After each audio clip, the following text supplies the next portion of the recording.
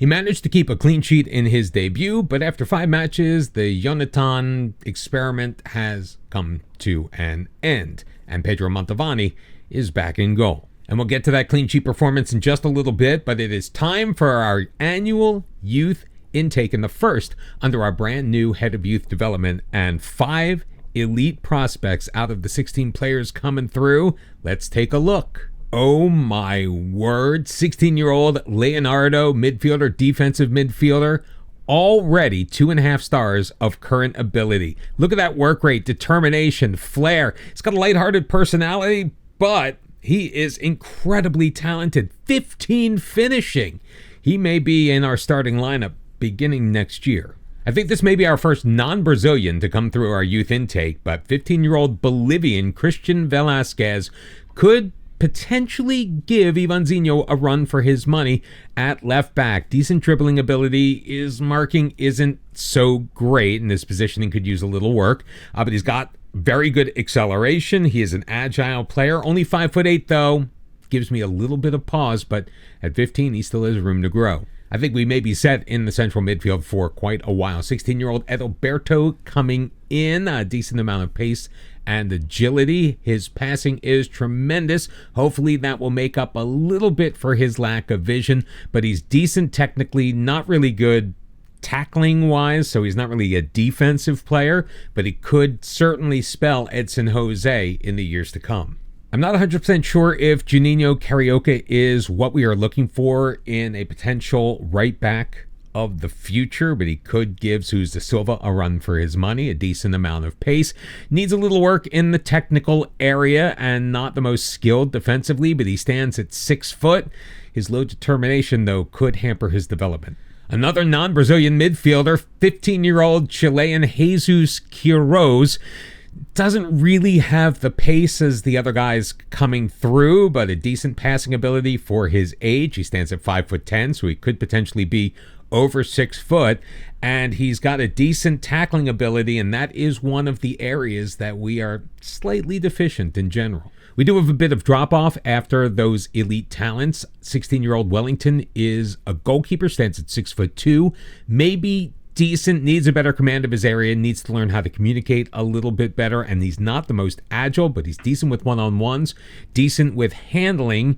As far as getting rid of the ball, his reflexes also are Cameroonian national Serge Idoa may grow into a decent left winger if he can find a way to learn how to be a bit faster. And rounding up the top talents, one for the right side, 15-year-old Guilherme Cacchiola.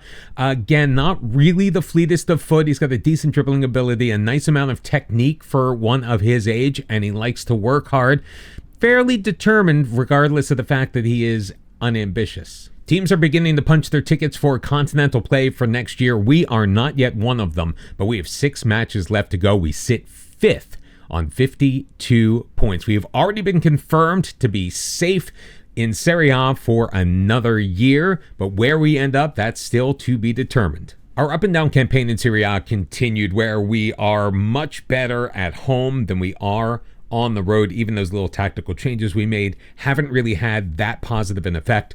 We did, on Jonathan's debut, blank Atletico Mineiro by a score of 2-0 before falling 3-1 to Vasco da Gama on the road.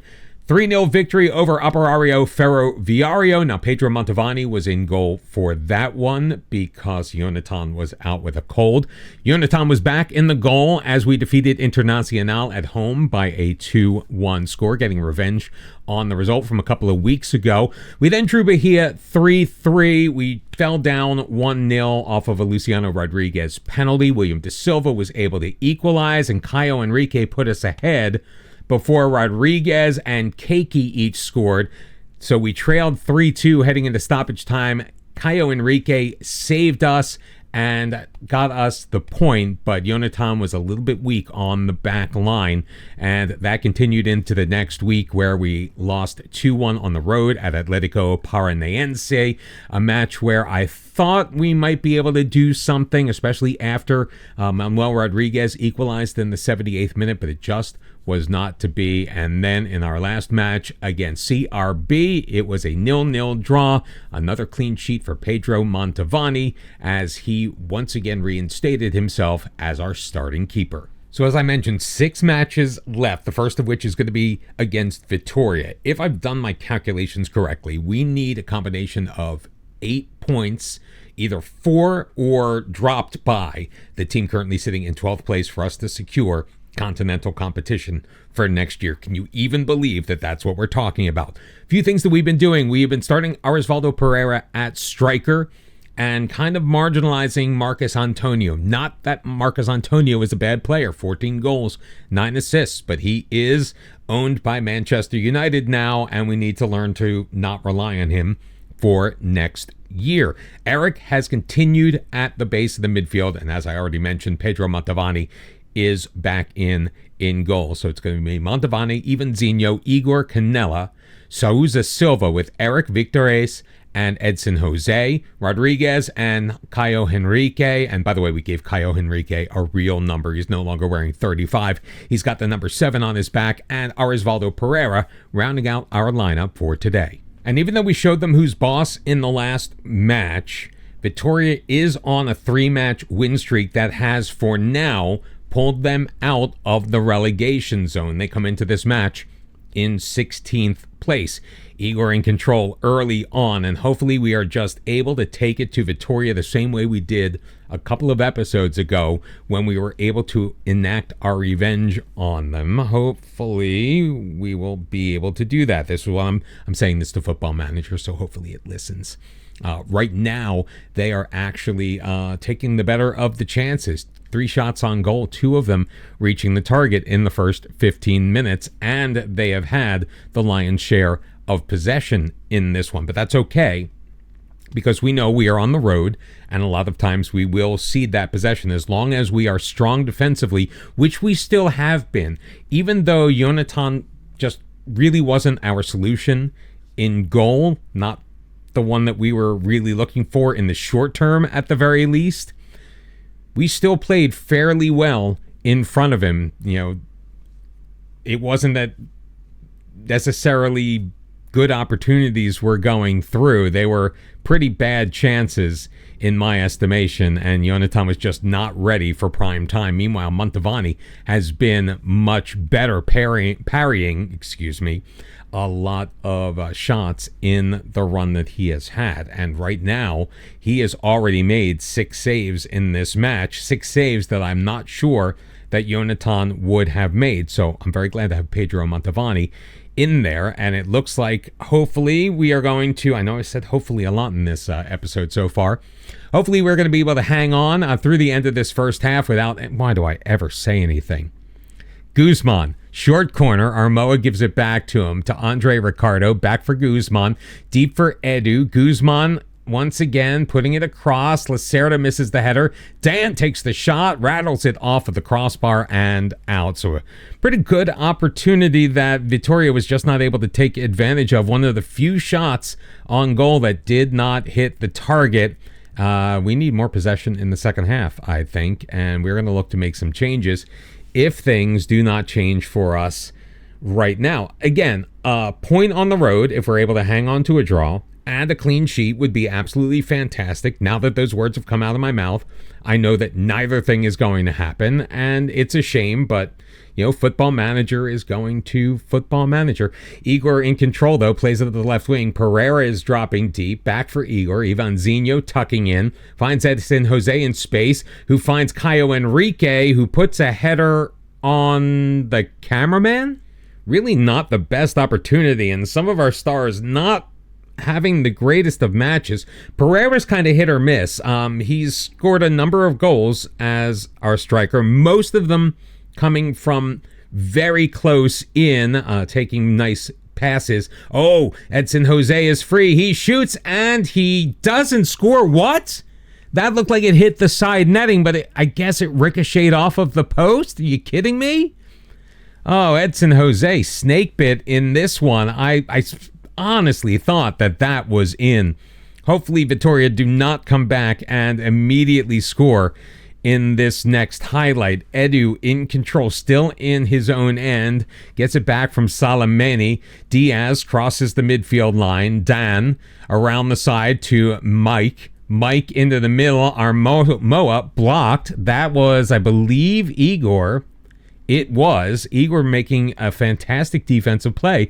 Another example of that defense that I was just talking about. We have been very solid. Sometimes they are able to get back behind our back line. We try our best to not cede too much position and territory back there, but it does happen. Every once in a while, our left wing is going to get beat. Guzman, Armoa feeding Guzman again, beating Pedro Montavani. No flag on that one. Vitoria takes a 1-0 lead 63 minutes in. 2 changes have been made just before the 20 minutes remaining mark. We have brought in Beto and Paulo Alexandre. We do have the ball deep in their zone. Ivanzinho to Vitores. Back to Ivanzinho. We'll drop it to Beto. Ivanzinho quickly to Vitores, who has it again. Shooting from range. Was that tipped over by Florentine? No, it grazed over the top of the bar and went out for a goal kick. We are going to go more attacking as we hit the 15 minutes remaining mark. Diaz, another short corner. I hate when they go short on the corners because then their players just able to run with the ball and unchallenged to the corner of the box. Luckily, it did not work in Vitoria's favor, and we find ourselves with a goal kick. Pedro Montavani looking to take it. Of course, he will leave it short. We have him playing to our center backs. Igor in control. Up for Canella. Souza Silva. Caio Henrique quickly getting it in the middle to Pereira. Caio Henrique again outside. Souza Silva. Paulo Alexandre feeding it to the right wing. Souza Silva takes it deep. Can't get it past his man, and his pass is picked off by Mike. Dan in control now for Vitoria. And we'll see if we can win it back. I sure hope that we do. Good ball forward. Armoa back for Mike across. Guzman. Now up the left wing. Souza Silva will head it away, but Brazil wins it back. But to Beto. Vitores up for Pereira. Ivanzinho in control. Will dribble it wide up that left wing. Ivanzinho looking to go into the box. Knocked away temporarily by Guzman. Ivanzinho into the middle. Rodriguez. His shot is going to be deflected. And here comes Vitoria on the counterattack. Armoa dropping it back. Andre Ricardo. This highlight is going for a very long time before it blissfully ended. Unfortunately, it did not end in our favor, but we do have a corner kick with just under 10 minutes left to go. Caio Henrique sending it in, finding Canella, putting his head on it and equalizing this match at 1.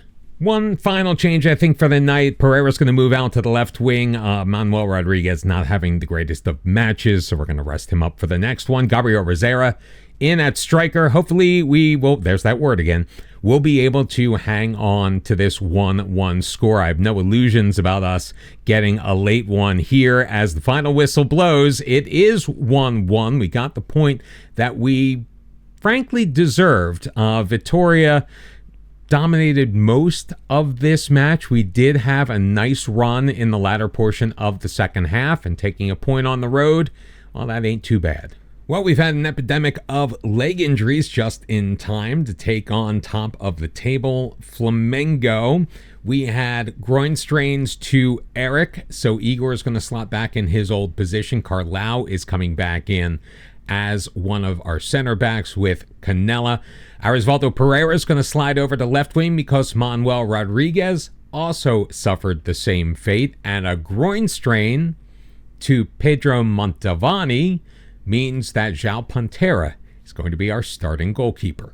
The only thing working out to our advantage here is that we are the home team, but I am making no bones about the fact that I'm pretty sure that Flamengo is going to walk all over us. It has been a long time since João Pantera has started a match for this team. It goes back all the way to the Sao Paulo State Championship, I think, is where he made his debut this year in place of Andre for a match or two, if I'm not mistaken. If not, it was last year, and oh boy, it has been a very, very long time. And so far, Flamengo enjoying the first 4 shots of the match, only one of them on target, and Pantera has so far held his ground and handled it.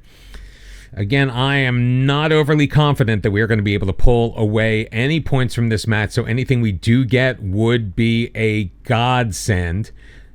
We are safe for Serie A. That is the good thing. We already had a couple of players who had personal bonuses that they received when we did ensure our safety. Those have already been paid out. The question is going to be, are we going to be just a regular Serie A team next year, or are we going to be one of the dozen or so teams representing the Brazilian League in the continental competitions, whether it be Copa Libertadores or the Copa Sudamericana? Right now, we are still in a Libertadores place, although things have tightened up considerably for us. We are still, I believe, coming into this one 11 points clear of 12th place, which is that final qualification spot.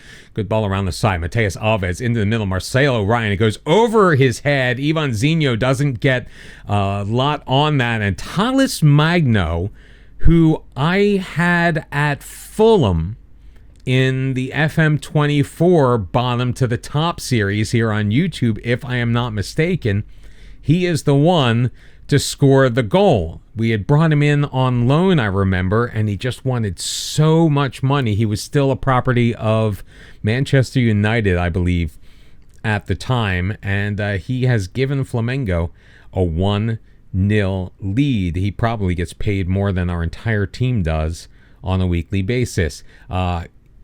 Kit Glass, if I'm pronouncing his name correctly, looks to send it long. We are in stoppage time. Caio Henrique settles it down, but that is going to be the halftime whistle. I'm so glad they showed us that very important highlight.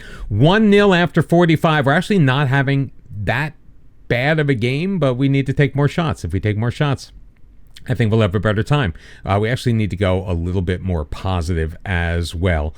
I think that will help us in the short run. Caio Henrique, though, less than a minute played in the second half. In control on the right wing, drops it back. Sousa Silva. Igor almost dispossessed by Marcelo Ryan, but he's able to hold on to it. Caio Henrique turns, plays it out wide again. Sousa Silva cuts inside past the man, sending it forward too far in front of Edson Jose. And Kate Glass is going to look to send it into the Ituano end. He does find Marcelo Ryan, but the loose ball is tracked down by Ivanzinho, and again, no harm, no foul. We still trail, though, 1-0. It is such a shame that the registration period is closed when we get our youth intake, because I would kill to have 16-year-old Leonardo in there right now. We are sadly going to have to wait until next year's Sao Paulo State Championship for his debut. Flamengo looking threatening again. Hurtado finding Thales Magno, and that's why we don't play João Pantera anymore. Came out, thought he had the angle, but Magno sneaks it in past him, and Flamengo does have a 2-goal lead, and at this point, it feels insurmountable. I mean, honestly, he probably should have gone out for the full challenge, but he should never get beaten short side like that. I am lamenting the midfielders because Edson Jose, Victor Reis, both not having very good matches, although Victor Reis doing a great job of back-checking there, winning it back.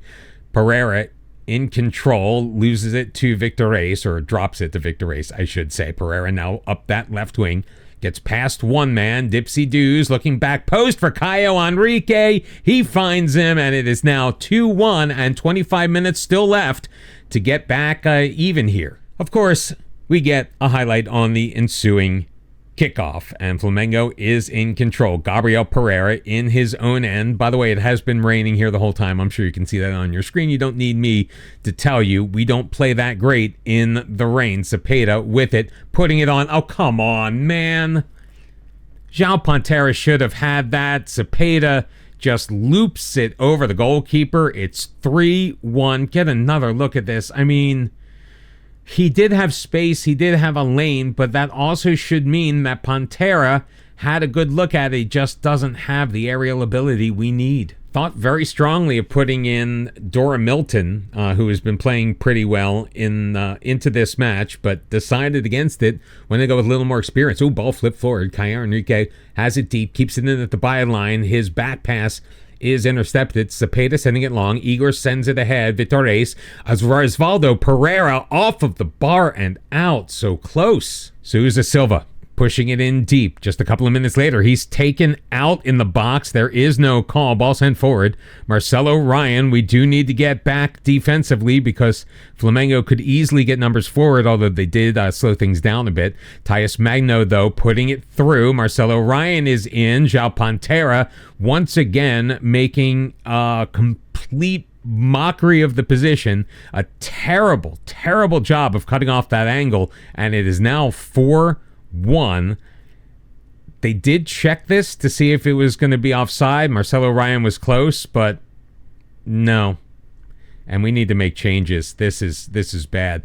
Pantera is just awful. Jonathan, go in, see what you can do. Gabriel Rosero will make way for Marcus Antonio. Mateus Conceição will come in for Caio Henrique, who has had a good match. And Edson Jose has not looked very good at all either. We'll bring in William De Silva. I'm not sure that these changes are really going to do anything here. I didn't think we were going to win this match, but I didn't think it was going to be this bad. And if Pedro Montavani wasn't injured, I think that this would have been a much closer contest. But João Pantera has just proved once again, and I guess I put him in against my better judgment. There was a reason why Montavani started when Andre got sold in the first place, is because I knew I didn't have faith in João Pantera, and yet I ran him out there against the superior team in Flamengo. We made it close for a little while, but at the end of the day, those last two goals were against the run of play, and they were all our goalkeeper's fault. Well, we picked a horrible time to be in the run of form that we are. We do hold on to 6th place, but again, it is very tenuous. Are we going to make the Copa Libertadores for next year? Will we settle for the Copa Sudamericana? Personally, I'm fine with either. Where are we going to be? We've got 4 matches left. We're going to wrap up the season. When we come back tomorrow, all of those questions will be answered, I promise.